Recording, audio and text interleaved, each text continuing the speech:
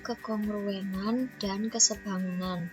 Nah, hari ini kita akan mempelajari materi mengenai kekongruenan bangun datar.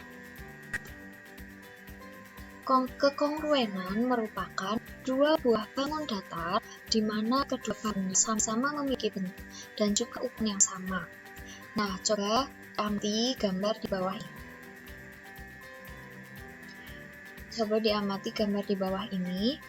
Di sini ada mobil berwarna hijau dan di sebelahnya juga ada mobil berwarna hijau yang sama. Nah, kedua mobil ini merupakan mobil yang kongruen karena bentuk dan ukurannya sama. Tidak ada yang berbeda sedikit pun. Kemudian, contoh yang kedua, di sini ada dua mobil, tetapi jenis mobilnya itu berbeda, bentuknya berbeda, sehingga dua gambar mobil ini tidak kongruen. Nah, selanjutnya di sini ada dua kursi. Bentuk sama dan ukurannya sama, meskipun di sini ada coraknya yang satunya polos. Nah, karena bentuk dan ukurannya sama, maka kedua kursi ini merupakan kursi yang kongruen. Nah, berbeda dengan kursi yang satunya lagi. Di sini ada dua kursi, tetapi yang satu ukurannya besar, yang satu kecil, maka kedua kursi ini tidak kongruen. Selanjutnya kita lihat pensil. Kita lihat pensil ini. Nah, ada 5 pensil. Kelima pensil ini memiliki bentuk dan ukuran yang sama, maka kelima gambar pensil itu kongruen. Selanjutnya ada pensil dan pulpen. Keduanya pensil, tetapi bentuknya berbeda, jenisnya berbeda, bentuk dan ukurannya berbeda, maka kedua gambar pensil tidak kongruen. Nah, kalau figura ini kongruen karena bentuknya sama dan ukurannya sama, yaitu 40 x 60 cm. Selanjutnya, di sini ada persegi panjang yang kongruen karena bentuknya sama walaupun posisinya berbeda. Dan ukurannya sama, memiliki dua pasang sisi yang sama panjang, ya kan? Lalu, dua persegi ini juga kongruen. Kemudian, dua persegi panjang ini tidak kongruen karena ukurannya berbeda. Lalu, ketiga tabung ini kongruen karena bentuk dan ukurannya sama. Dan yang terakhir, dua segi empat ini tidak kongruen. Kenapa? Karena bentuknya berbeda. Yang satu berbentuk belah ketupat dan yang satu berbentuk persegi. Nah, terdapat dua syarat kekongruenan. Yang pertama, sisi-sisi yang bersesuaian sama panjang. Yang kedua, sudut-sudut yang bersesuaian sama besar. Kuncinya ada dua, yaitu sisi dan sudut. Nah, ini merupakan contohnya. Ada dua trapesium ABCD dan trapesium JKLM. Nah, di sini diidentifikasi sudut-sudut yang bersesuaian. Sudut-sudut yang bersesuaian yaitu sudut A sama dengan sudut J. Nah, ini maksudnya M sudut A artinya besar sudut A sama dengan besar sudut J. Kemudian, besar sudut B sama dengan besar sudut K, maka mereka bersesuaian. Lalu, besar sudut C sama dengan besar sudut L, besar sudut D sama dengan besar sudut M. Lalu, sisi-sisi yang bersesuaian. Sisi AB sama dengan sisi JK. Sisi BC sama dengan sisi KL. Sisi CD sama dengan sisi LM. Sisi DA sama dengan sisi MJ. Panjang sisinya sama.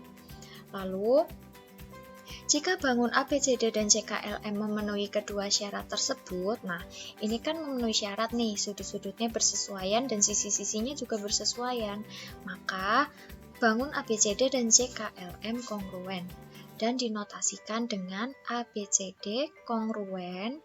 Kongruen itu tandanya seperti ini dengan JKLM. Kemudian, jika bangun ABCD dan JKLM tidak memenuhi kedua syarat, maka tidak kongruen. Nah, notasinya sama seperti yang kongruen tadi, hanya diberi tanda coret. Catatan, ketika menyatakan dua bangun kongruen, sebaiknya dinyatakan berdasarkan titik-titik sudut yang bersesuaian dan berurutan. Contohnya, misalnya, bangun yang pertama itu A, B, C, D. Berarti mulainya dari sini, A, B, C, D. Berarti bangun yang satunya mulai dari sini, J, K, L, M. Nah, apabila dimulai dari B, berarti dari posisi sini, B, C, D, A. Kebalik, maaf, B, A, D, C. Maka ini juga sama, bergeraknya dari K, K, J, M, L. Lalu kalau bergeraknya dari C, D, A, B, maka bergeraknya dari L, M, J, K. Gitu ya. Nah, contoh soal yang pertama. Segi 4 ABCD dan WXYZ pada gambar di bawah merupakan segi 4 yang kongruen. Sebutkan sisi-sisi dan sudut-sudut yang bersesuaian. Nah, yang pertama, sisi yang bersesuaian berarti sisi-sisi yang sama panjang. Nah, sisi AB sama panjang dengan sisi WX, ya kan? Lalu sisi BC sama panjang dengan sisi XY. Lalu sisi CD sama panjang dengan sisi YZ. Lalu sisi DA sama panjang dengan sisi ZW. Lalu sudut-sudut yang bersesuaian. Sudut A besarnya sama dengan sudut B. Sudut B besarnya sama dengan sudut X. Sudut C besarnya sama dengan sudut Y. Dan sudut D besarnya sama dengan sudut Z.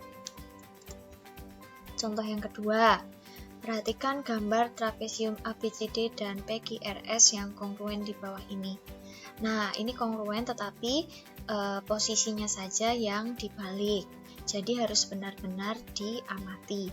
Nah, yang A, jika panjang sisi AB sama dengan 40 cm, AB 40, BC 21, RS 16, dan PS 15, tentukan panjang sisi AD, DC, PQ, dan QR.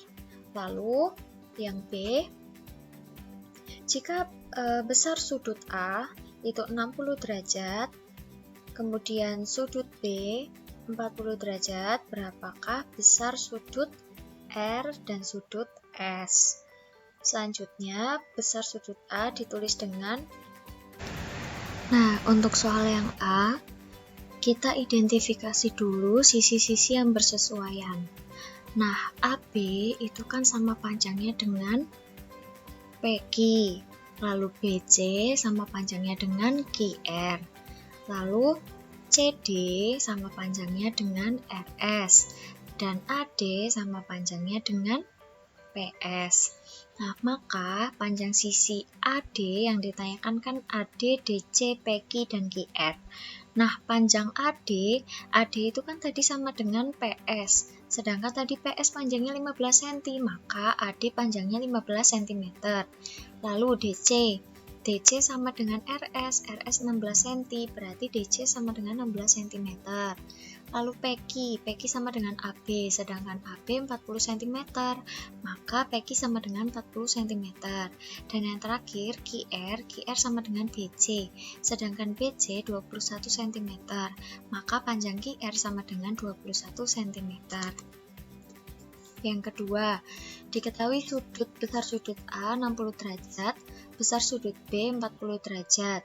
Nah, sudut-sudut yang bersesuaian kita identifikasi dulu. Sudut A sama dengan sudut P, sudut B sama dengan sudut Q, sudut C sama dengan sudut R, sudut D sama dengan sudut S. Nah, kalau misalkan gambarnya terbalik seperti ini, supaya tidak bingung, mungkin kalian gambar ulang tetapi menghadap arah yang sama, supaya tidak bingung menentukan sudut yang bersesuaian. Nah, maka yang ditanyakan besar sudut R dan S. Nah, diingat lagi materi kelas 7, besar sudut R ditambah besar sudut Q sama dengan 180. Kenapa? Karena mereka merupakan sudut yang berpelurus. Nah, sudut berpelurus itu jumlahnya 180 derajat. Dan di sini diapit dengan dua sisi yang sejajar, yaitu RS dan QP. Jadi, sudut besar sudut R ditambah besar sudut Q itu besarnya sama dengan 180 derajat. Maka besar sudut R sama dengan 180 derajat dikurangi besar sudut Q. Sama dengan 180 dikurangi besar sudut Q berapa? Besar sudut Q sama dengan besar sudut B. Besar sudut B sama dengan 40 derajat. Maka 180 derajat dikurangi 40 derajat sama dengan 140 derajat. Nah, besar sudut S ditambah besar sudut P sama dengan 180 derajat. Ini juga berpelurus. Nah, maka besar sudut S sama dengan 180 derajat dikurangi besar sudut P. Besar sudut P sama dengan besar sudut A. Nah, sedangkan besar sudut A sama dengan 60 derajat. Maka 180 derajat dikurangi 60 derajat sama dengan 120 derajat. Nah, sekian pembelajaran hari ini. Silahkan dicatat, dipahami dulu. Kalau masih ada yang bingung silahkan ditanyakan, nanti dalam forum kita akan diskusi sebentar. Oke, selamat belajar, Tuhan memberkati.